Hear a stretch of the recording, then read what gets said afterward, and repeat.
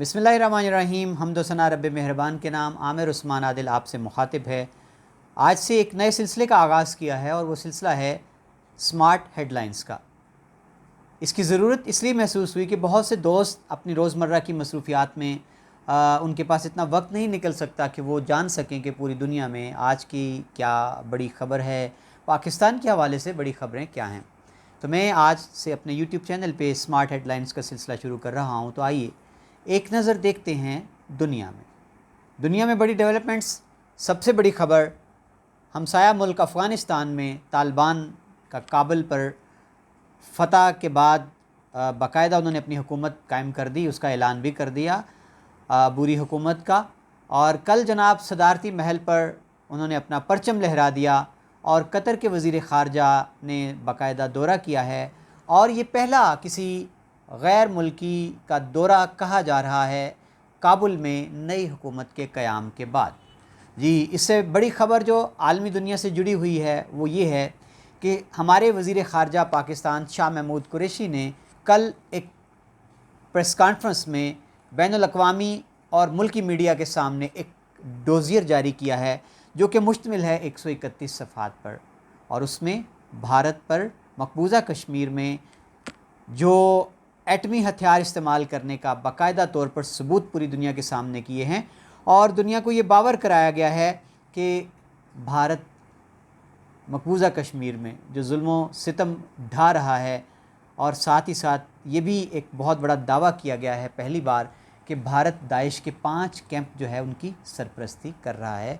तो ये पहली बार हुआ है पाकिस्तान की जानिब से कि इतनी बड़ी सतह पर बाकायदा सबूत जो हैं वो दुनिया के सामने रख दिए गए हैं। तीसरी बड़ी ख़बर इंटरनेशनल लेवल पर कि जनाब पाकिस्तानी एक वकील हैं, माहिर कानून हैं, खालिद एच के नाम से मारूफ़ हैं, जो कि लंदन में मुकीम हैं। उन्होंने बैनुल अक़वामी अदालत इंसाफ जिसका सदर दफ्तर नीदरलैंड हैग में है, वहाँ पर अमेरिका के ख़िलाफ़ बाकायदा केस दायर कर दिया है। जी हाँ, कि अमेरिका जो है अफ़गानिस्तान में जंगी जराइम में मुलव्वस रहा है। आलमी मंजरनामे के बाद आइए देखते हैं अपने वतन के हवाले से कि आज के दिन के हवाले से पाकिस्तान की बड़ी ख़बरें क्या हैं। तो जनाब पाकिस्तान में हुकूमत ने मरदमशुमारी का फ़ैसला कर लिया है। नई मरदमशुमारी जो है जो कि 10 साल के बाद कराया जाना लाजमी होती है, डिजिटल बुनियादों पर की जाने का फ़ैसला हो चुका है। वफाकी वज़ीर असद उमर ने ये ख़बर दी मीडिया को और उनका ये कहना था कि हम डिजिटलाइजेशन टेक्नोलॉजी को इस्तेमाल करते हुए मरदमशुमारी कराएंगे जिस पर कोई एतराज़ नहीं होगा। कोई ये नहीं कह सकेगा कि किसी एक इलाके की आबादी को कम करके दिखाया गया, जिस तरह कराची के हवाले से शोर मचा था। जी नाज़रीन, अगली बड़ी ख़बर जो है पाकिस्तान के हवाले से कि अब वैक्सीन जो थी कोरोना की बालिग अफराद को लगने के बाद उसको 17 साल की उम्र तक लाया गया। और अब बड़ी ख़बर है कि वैक्सीन का दायरा कार बढ़ाकर 15 साल से 17 साल के बच्चों, नौउम्र लड़कों को भी वैक्सीन जो है वो लगाई जाने का फ़ैसला कर लिया गया है। तीसरी बड़ी ख़बर जी पाकिस्तान के हवाले से, पंजाब के हवाले से, वो ये है कि हुकूमत पंजाब ने तमाम सरकारी स्कूल्स जो हैं पंजाब भर के, उनसे सर्वे तलब कर लिया है, रिपोर्ट मांग ली है पीने के पानी के हवाले से। क्योंकि अक्सर जगह पर शिकायत है कि पीने का पानी जो हमारे स्टूडेंट्स स्कूलों में पीते हैं, इस्तेमाल करते हैं, वो साफ़ नहीं है।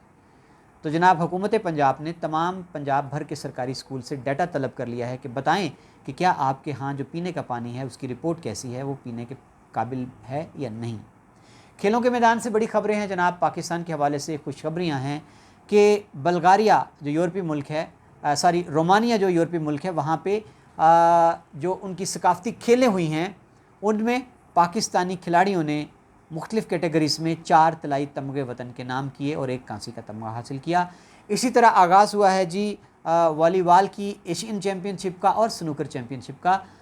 एक चैम्पियनशिप जो वॉलीबॉल की है वो जापान में खेली जा रही है। पाकिस्तान की टीम ने अपने इब्तदाई मैच जीत लिए हैं। और जी नाजरीन, दोहा कतर जो है वहाँ पर स्नूकर एशियन चैम्पियनशिप का आगाज़ हो चुका है और वहाँ से भी ये अच्छी खबर मिली है कि पाकिस्तान की टीम जो है स्नूकर की खिलाड़ियों ने इब्तदाई मैच जीत लिए हैं। बहुत शुक्रिया आज की स्मार्ट हेडलाइंस के साथ।